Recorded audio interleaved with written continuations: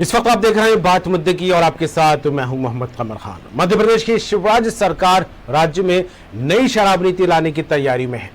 दूसरी तरफ उनकी ही पार्टी की वरिष्ठ नेता उमा भारती ने 8 मार्च से प्रदेश में शराबबंदी अभियान छेड़ने का ऐलान कर दिया है।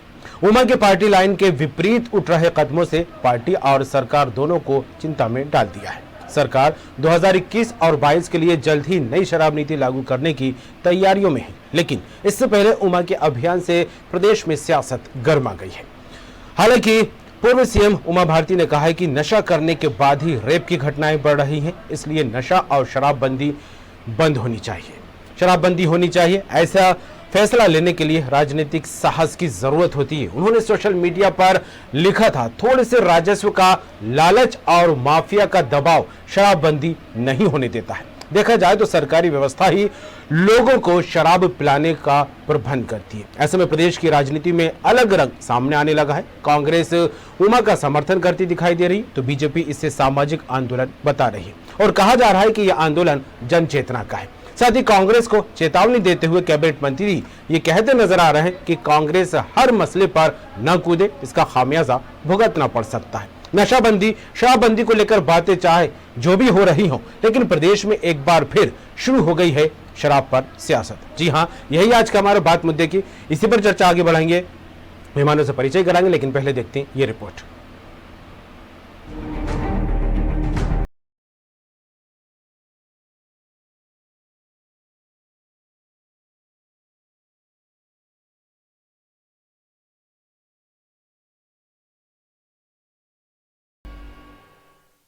मध्य प्रदेश में शराब पर सियासत।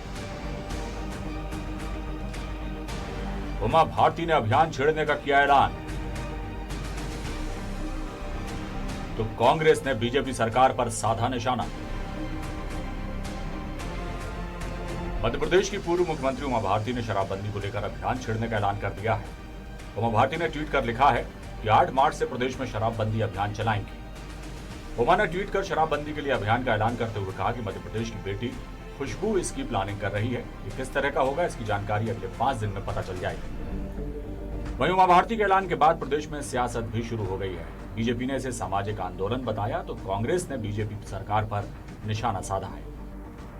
हम सबकी नेता उमा जी का ये जो अभियान है, ये सामाजिक अभियान है, सामाजिक चेतना का और जन जागरण का अभियान है। कांग्रेस हर मुद्दे पर उछलकर विवाद की स्थिति पैदा ना करे, यही मैं उनको सलाह देना चाहता हूं। उमा भारती जी ये ठीक कहा कि और कहा है उन्होंने कि नशा मुक्ति, किसी तरह का भी नशा मध्य प्रदेश में नहीं हो। मैं समझता हूं कि उनके जो उन्होंने कहा है और जो 8 मार्च से शुरू कर रही है, जिस दिन वुमेंस डे है, बिल्कुल जुड़ा हुआ है मामला वुमेंस डे। अगर वुमेंस को बचाना है तो शराबबंदी और नशाबंदी होना चाहिए।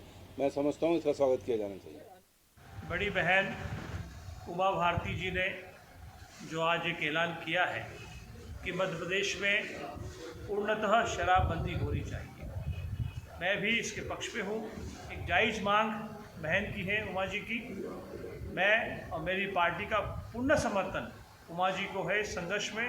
उमा जी, आपके संघर्ष में हम सब आपके साथ में खड़े हैं। पूरे प्रदेश में शराबबंदी होनी चाहिए, इससे आर्थिक संपन्नता प्रदेश में आएगी। जो अपराध बढ़ रहे हैं, जिस तरह से हमारे बहनों के साथ, मध्य प्रदेश की बच्चों के साथ अपराध बढ़ रहे हैं, उसमें कमी आएगी। मध्य प्रदेश की सरकार साल 2021 और 22 के लिए जल्द ही नई शराब नीति लागू करने की तैयारी कर रही है, लेकिन इसके पहले ही प्रदेश में सियासत गर्मा गई है। उमा भारती के इस ऐलान के बाद कांग्रेस को तो जैसे बैठे बैठाए एक मुद्दा मिल गया है। अब ऐसे में प्रदेश सरकार का क्या अगला कदम होगा, ये देखने वाली बात होगी। News world desk.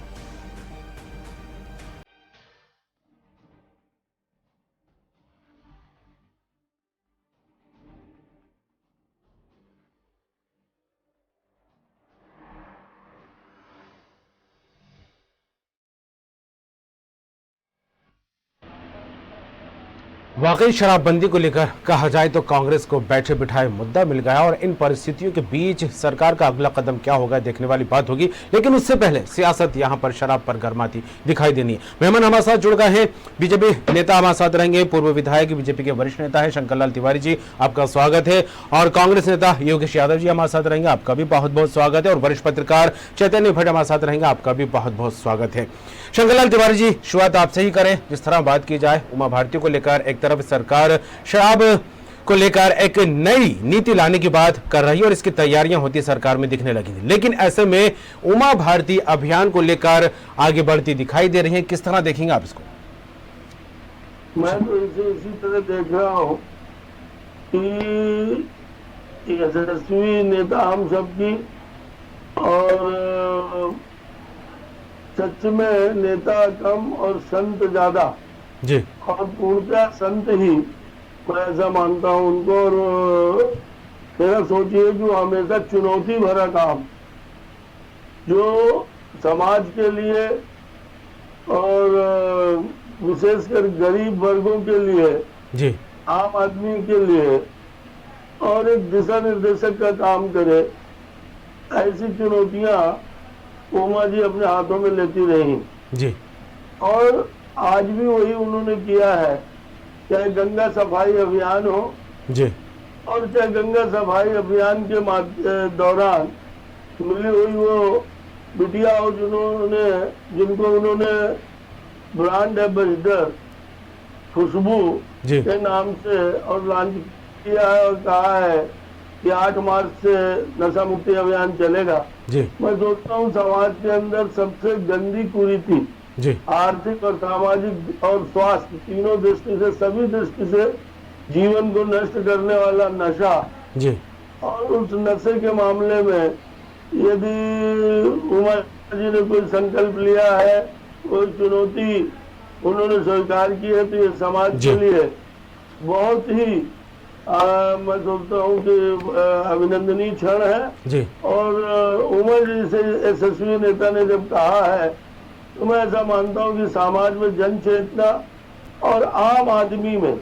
अभी एक दिन एक बहस हो रही थी, मुझे एक क्षण दीजिएगा, इसी चैनल में जी, इसी शराबबंदी को लेकर के उस समय एक बात आई थी, अब जयप्रकाश नारायण कहाँ है, जी, अब विनोबा जी कहाँ हैं, अब इस तरह के लोग कहाँ हैं कि जिनके सामने खड़े होकर के और हजारों लोग एक झटके में ये शपथ ले लें कि अब हम नशा नहीं करेंगे। जी।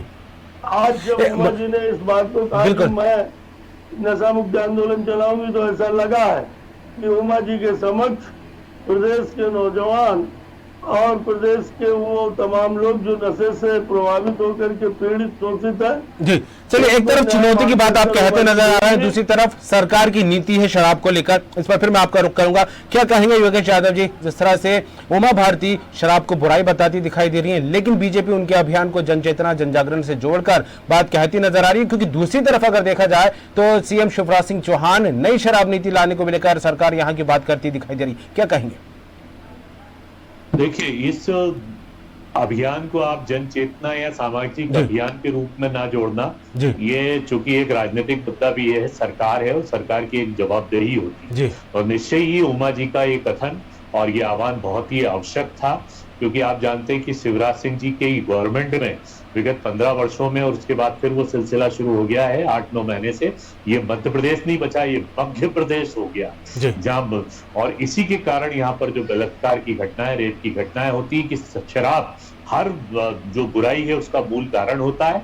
मैं आदरणीय उमा भारती जी को साधुवाद देना चाहूंगा कि उन्होंने एक अच्छा बीड़ा उठाया है और मध्य प्रदेश की कांग्रेस और मध्य प्रदेश के लोग, जनजाति और विशेषकर माता बहनें उनके साथ खड़ी हुई हैं, हम आपके साथ हैं। और एक बात मैं स्पष्ट कर देना चाहता हूं कि ये सिर्फ राजनीतिक शगुफा नहीं होना चाहिए, आपको सरकार से इतने ज्यादा तक लड़ना चाहिए कि भारतीय जनता पार्टी जो शराब लागू करने की शराब नीतियों को और ज्यादा परिष्कृत कर रही है, अभी भी तो मैंने अखबार में पढ़ा था, ये भी पता चला है कि आजकल तो ऑनलाइन सेवा भी आप लोग शुरू करने जा रहे हैं मध्य प्रदेश की गवर्नमेंट।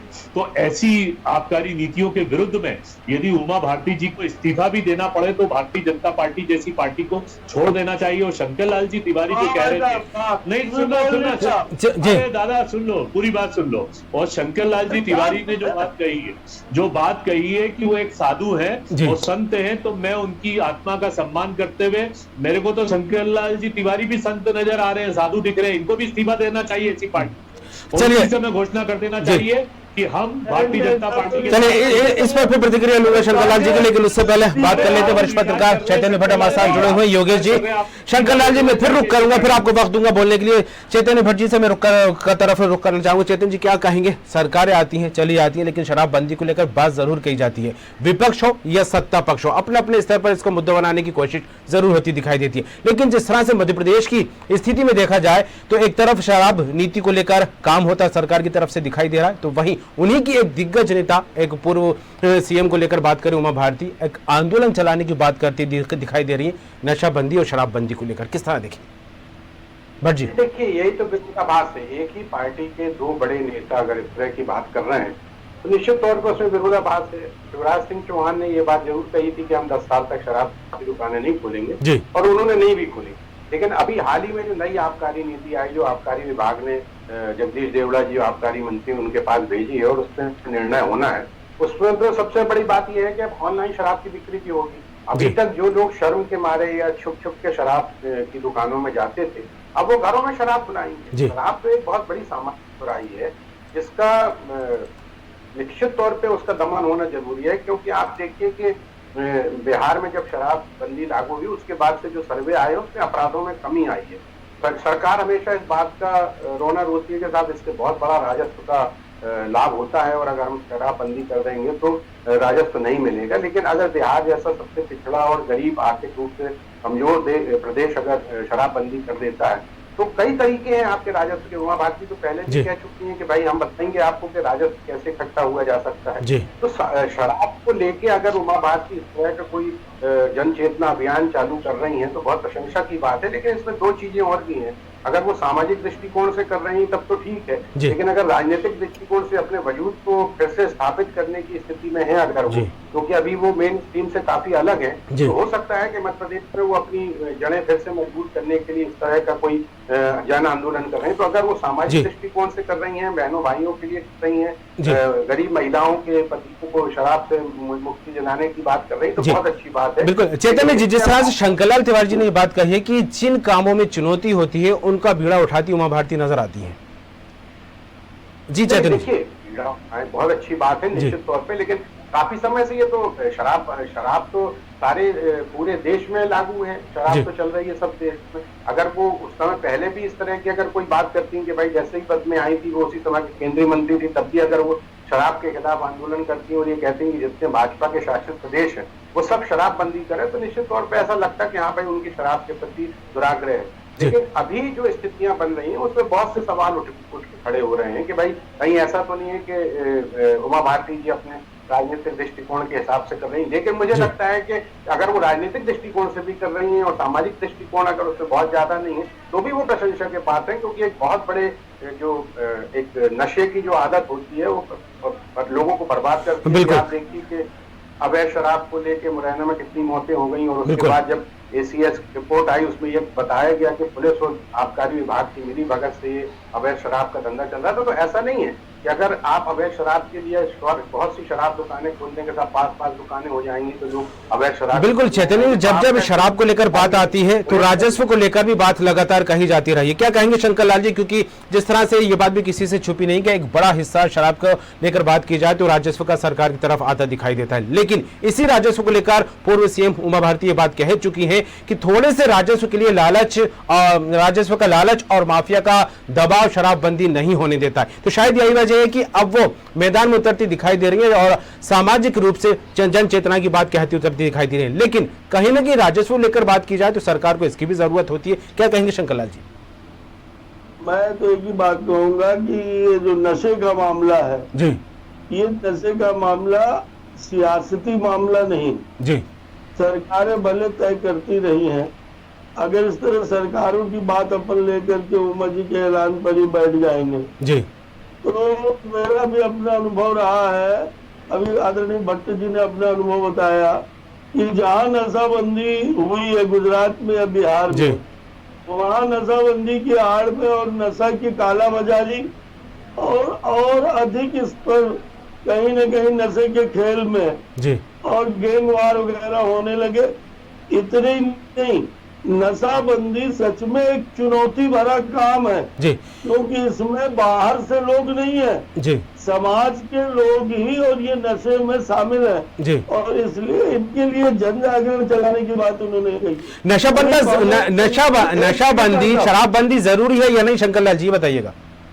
मैं बता रहा हूँ जी। शराबबंदी बहुत जरूरी है जी और ये कहना भी बहुत अच्छा लगता है जी पर अभी तक जो इतने वर्षों में है ना जी। शराबबंदी की बात हुई है, इसमें सफलता नहीं मिली, इसलिए चुनौती भरा काम है। जी। अभी कांग्रेस के मित्र कह रहे थे कि ऑनलाइन शराब बिक्री होगी। जी। कमलनाथ के जमाने में इनकी सरकार थी, आज ये उमा जी का अभिनंदन कर रहे हैं। जी। इनको करना भी चाहिए पर उस समय भी ये कुछ कर सकते थे, हाथा खोल रहे थे, ये डोर टू डोर बिक्री की बात कर रहे थे और इसलिए कांग्रेस के मित्र जो ज्ञान दे रहे हैं उस ज्ञान के मामले में मेरा इतनी कहना है कि ये मुंह से कहना अलग बात है। जी उमा जी ने यदि कोई बात कही है तो वो समाज में जन चेतना करके जी और लोगों के अंदर एक हिकारत नशे के प्रति, नशा एक सामाजिक बुराई है और इसको करने से परिवार टूटते हैं, बर्बाद होते हैं। ये चीज आप भी समझ रहे हैं, नशा एक सामाजिक बुराई है तो इस बुराई को खत्म ही क्यों नहीं कर दिया जाता। मैं फिर करूंगा शंकरलाल जी, क्या कहेंगे योगेश यादव जी, क्योंकि ये चीज खुद बीजेपी के दिग्गज नेता भी कबूल करते दिखाई दे रहा है। नशा एक बुरी आदत है, खराब चीज है समाज के लिए क्योंकि रिश्ते टूटते हैं और कई मामले भी इसको लेकर सामने आते रहते हैं। लेकिन जिस तरह से आप कमलनाथ की सरकार को लेकर भी बात कहते दिखाई दे रहे हैं, क्या कहेंगे योगेश जी इसको लेकर? छत्तीसगढ़ में भी कांग्रेस शंकरलाल जी मैं फिर करूंगा, शंकरलाल जी फिर करूंगा मैं आपका जी। छत्तीसगढ़ में भी कांग्रेस नहीं कर पा रहे। जी देखिए, मैं सबसे पहले तो ये बता दूं, ये जो शाब्दिक अर्थ होते हैं जी। एक नारा देना और एक बड़े भाषण देना और बड़े बड़े उपदेश देना ये बहुत ही आसान होता है। जैसे शंकरलाल जी तिवारी दोनों बात कह रहे हैं, चट भी उनकी पट भी उनकी, कह रहे हैं कि उमा जी दीदी बहुत अच्छा काम कर रही है और दूसरी तरफ कह रहे हैं कि सरकार शराबबंदी लागू नहीं कर सकती। ये जो दोनों, एक तरफ तो आप कह रहे हैं कि सामाजिक बुराई है, भाई इसमें आपको हृदय की चेतना को जागृत करना पड़ेगा और इच्छा शक्ति। मेरे वरिष्ठ पत्रकार आदरणीय भट्ट साहब ने बहुत अच्छी बात कही कि इसका राजनीतिकरण उद्देश्य नहीं होना चाहिए। उमा जी राजनीतिक दबाव बनाने के लिए एक राजनीतिक उनको शंकरलाल जी फिर मैं आपको मौका दूंगा जी। अब क्या होता है कि उनको सत्ता से थोड़ा सा अभी वो पटरी से दूर है, उनको लगा कि चलिए मध्य प्रदेश में कुछ खलबल करते हैं तो हमारी वहां पर पूछ शुरू हो जाएगी दिल्ली में। तो राजनीति का चरित्र एक अलग चीज है। यदि आपकी भावना में वास्तव में आपके अंदर, आपके अंतर्मन में पवित्रता समाई हुई है, इस मांग को लेकर आप आंदोलित होते हैं, तो सबसे पहले तो मेरा यही कहना है कि उमा जी को, भारतीय जनता पार्टी को तिलांजलि दे देना चाहिए और शंकरलाल जी तिवारी जैसे संत को भी उनके साथ जाना चाहिए। यही सच्ची उम्मीद। आप दोनों बातें मत करा करें शंकरलाल जी, आप दूसरी तरफ दो बात करते हैं। आप कहते हैं कि शराबबंदी लागू भी होना चाहिए और ये कहते हैं कि सरकार को राजस्व जी। योगेश जी शंकरलाल जी क्या कह रहे हैं सुन लेते हैं जी। शंकरलाल जी, संत जैसे दिखते हो, अच्छे पूज्य नहीं हो जाओगे आप। जिससे इस्तीफा मांग रहे हैं, कभी मुझसे मांग रहे हैं, जो इस्तीफे हो रहे हैं जी, उनकी ये चिंता करें। शराबबंदी की बात, तो शराबबंदी के मामले में नैतिक चेतना, शिवराज जी भी उन्होंने कहा था कि हम 10 वर्षों तक कोई शराब की दुकान नहीं खोलेंगे जी। ये काम कर रहा है। चलिए योगेश जी, शंकरलाल जी यहाँ रोकूंगा, भट्ट साहब से इस पर लेते हैं। भट्ट साहब क्या कहेंगे, क्योंकि राजस्व भी सरकार के लिए बेहद जरूरी है और जिस तरह से बात कही जाए, ये बात भी अब तक की जो डिबेट में निकलकर सामने आई चैतन्य जी, वो ये रही कि शराब जो है बुरी चीज है, समाज को बिगाड़ती है, कई बुराइयों की जड़ है, लेकिन एक तरफ सरकार के लिए राजस्व भी बड़ी जरूरत की चीज है। तो क्या माना जाएगा जिस तरह से शराब नीतियों पर काम होता दिखाई देता है, सरकार की जो है मजबूरी है या फिर राजस्व को लेकर कदम उठाना बेहद जरूरी है? देखिए, किसी भी प्रदेश के विकास के लिए राजस्व बहुत जरूरी होता है, लेकिन राजस्व प्राप्ति के और भी कई तरीके, भाई बिहार भी तो चल रहा है ना, गुजरात भी तो चल रहा है, सब ठीक है, वो प्रदेश ठप हो गए। अगर राजस्व ही इतना महत्वपूर्ण है तो फिर तो आप जुआ सट्टे को भी वैध कर दो, क्योंकि उसमें भी तो राजस्व मिलेगा। देह व्यापार भी आप वैध कर दो, उसमें तो बहुत ज्यादा पैसा मिलेगा। सवाल इस बात का है कि आप समाज को क्या दृष्टिकोण से देख रहे हैं, आप समाज को क्या संदेश देना चाहते हैं। आप देखिए कि जो मजदूर वर्ग होता है वो दिन भर की कमाई की शराब पी जाता है और उनके परिवार की जो महिलाएं हैं वो बेचारी घरों में काम करके अपने परिवारों का पेट पालती है।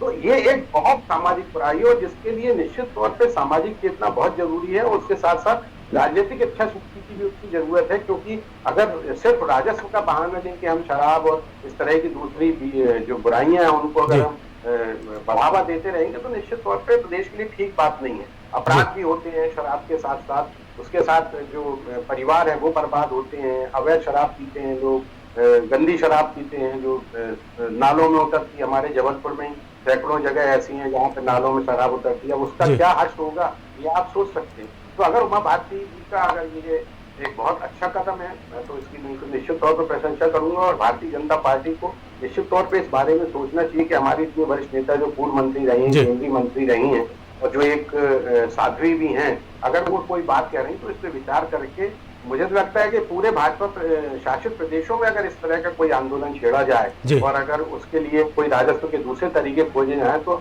ये समाज के लिए बहुत ही हितकर होगा।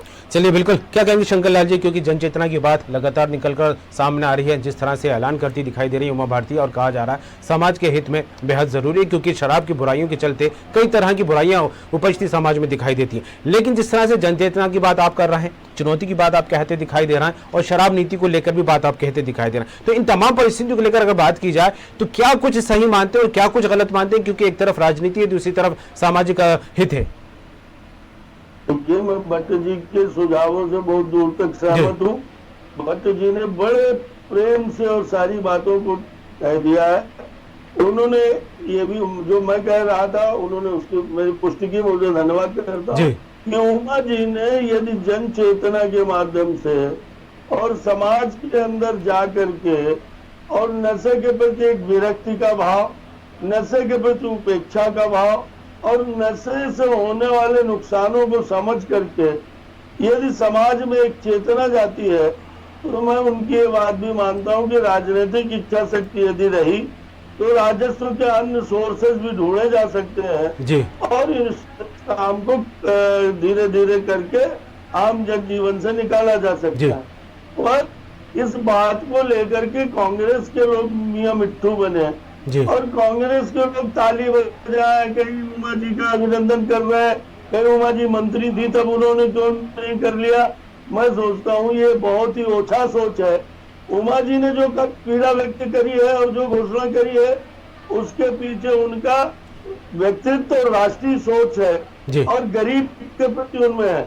और शिवराज जी ने भी जब ये कहा था कि हम 10 वर्षों तक नई दुकान नहीं खोलेंगे, अभी भी नई दुकानें खोलने की बात है, शिवराज जी ने कहा कि सरकार की ऐसी कोई सोच नहीं है, कोई नीति नहीं है।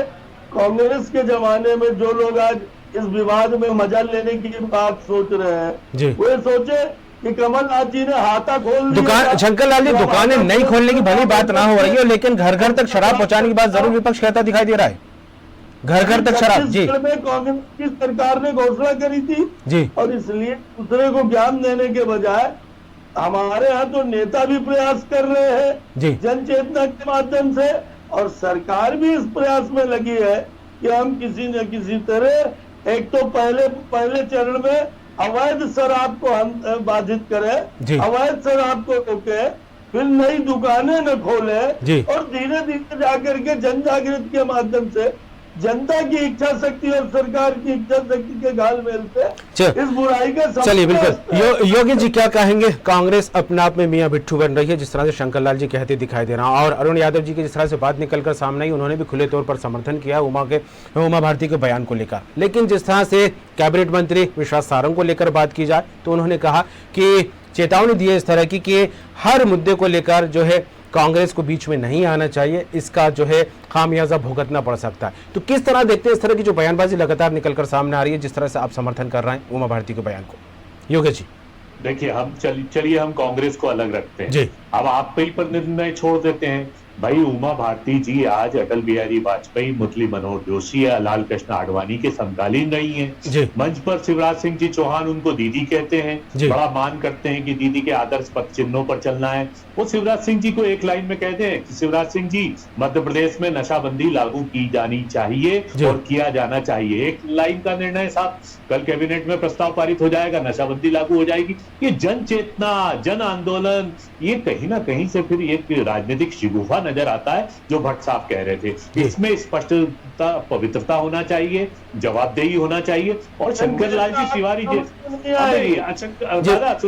शंकरलाल जी, यदि बाबा मेरी बात सुनो, यदि दीदी इतना बड़ा वो साध्वी हैं, निश्चित उनका मन पवित्र है और वो समाज को कुछ देना चाहती हैं। साध्वी के साथ आप जैसे साधु भी सम्मिलित हो जाए, आप सड़क पर आ जाए, बैठ जाए, हम भी बैठ जाएंगे उनके साथ धरने पर, हम बैठ जाएंगे। हमें क्या है, सामाजिक बुराई को हटाने के लिए गांधी जी का मार्ग है, हम गांधी जी के मार्ग का अनुसरण करने वाले लोग हैं, बैठेंगे आपके साथ। चलिए शंकरलाल जी, वक्त कम हो रहा है, मैं आपको जरूर मौका देता है, प्रतिक्रिया और लेता, लेकिन चैतन्य भट्ट साहब से अंतिम प्रतिक्रिया लूंगा। चैतन्य भट्ट साहब, एक तरफ नशाबंदी है, शराबबंदी है, दूसरी तरफ जो है नई जो है राजस्व की नीति को लेकर काम होता दिखाई दे रहा है। लेकिन जिस तरह से बातें चाहे जो भी होती रही, बयान चाहे जो भी निकलकर सामने आते रहे, लेकिन कुल मिलाकर शराबबंदी पर सियासत बरकरार है। क्या कहेंगे अंतिम शब्दों में? शराब की बात तो ठीक है, लेकिन यादव जी मुझे लगता है कि शंकरलाल तिवारी जी को इस जाग पर दिलवा के ही रहेंगे। जी दूसरी बात तो वो लगा बाबा साधु देख रहे तो भाई साधु सही कह रहे हैं। हाँ, साधुओं का सही बात है जी, नहीं है, लेकिन बीजेपी में अधिकतर साधु ही संत वहाँ पे काम कर रहे हैं। सवाल इस बात का है कि आप शंकरलाल जी तिवारी जैसे बहुत कम लोग हैं साहब, अब कहाँ बचे हैं बीजेपी में? अब तो शराब की दुकानें खोल के बैठे हैं कई लोग, जी ऐसे साधु कहाँ बचे? बिल्कुल योगी जी, वक्त कम, चर्चा और आगे बढ़ाते। चैतन्य जी क्या कहेंगे? मैं वही कह रहा हूँ कि अगर शराबबंदी होती तो ये मध्य प्रदेश एक बहुत आदर्श स्थापित करेगा अपने दूसरे प्रदेशों के लिए, और उसका फायदा दूसरे भाजपा के जो शासित प्रदेश है उनको ही मिलेगा। वो भी सोचेंगे कि भाई मध्य प्रदेश अगर शराबबंदी करके अपने राजस्व के दूसरे तरीके ढूंढ सकता है तो हमको भी इस तरह के दूसरे तरीके ढूंढना चाहिए। निश्चित तौर पे उमा भारती जी अगर अपना प्रयास में सफल होती तो मुझे लगता है कि प्रदेश के लिए बहुत ही हितकारी होगा, और इससे जो एक सामाजिक बहुत बड़ी सामाजिक बुराई है वो कहीं ना कहीं खत्म होगी। चलिए बिल्कुल देखने वाली बात होगी। एक तरफ शराब नीति को लेकर सरकार काम करती दिखाई दे रही है, दूसरी तरफ उमा भारती का आंदोलन को लेकर ऐलान, तो कहीं ना कहीं पार्टी और सरकार के लिए एक बड़ी चुनौती यहां पर देखने को मिलने लगी है। फिलहाल तीनों ही मेहमान बीजेपी नेता पूर्व विधायक शंकरलाल जी, आपका बहुत बहुत शुक्रिया। कांग्रेस नेता योगेश यादव जी, आपका भी जुड़ने के लिए बहुत बहुत शुक्रिया। और चैतन्य भट्ट साहब, वरिष्ठ पत्रकार, आपका भी बहुत बहुत शुक्रिया। तो जिस तरह से उमा भारती के अभियान को लेकर बात की जाए तो बीजेपी से जनचेतना से जोड़कर देख रही है, जन जागरण से जोड़कर देख रही है और सामाजिक हित में काम करने को लेकर इसको जोड़ती दिखाई दे रही है। लेकिन जिस तरह से कांग्रेस ने उमा भारती का समर्थन किया है, और अब देखने वाली बात होगी कि एक तरफ राजस्व से जुड़ी इस बात को लेकर कहीं ना कहीं सियासत अपने चरम पर चढ़ती दिखाई दे रही है, तो वहीं नई जो आबकारी नीति को लेकर बात की जाए इस पर काम होता दिखाई दे रहा है। फिलहाल उमा भारती के इस आंदोलन को लेकर और आबकारी नीति को लेकर अगर बात की जाए तो आगामी दिनों में सरकार इसको लेकर क्या कुछ कदम उठाती दिखाई देती है और आबकारी नीति में इसको लेकर क्या कुछ बनता दिखाई देता, ये देखने वाली बात होगी। बात बनते कि मैं फिलहाल इतना ही, बाकी खबरों के लिए बने रहिए।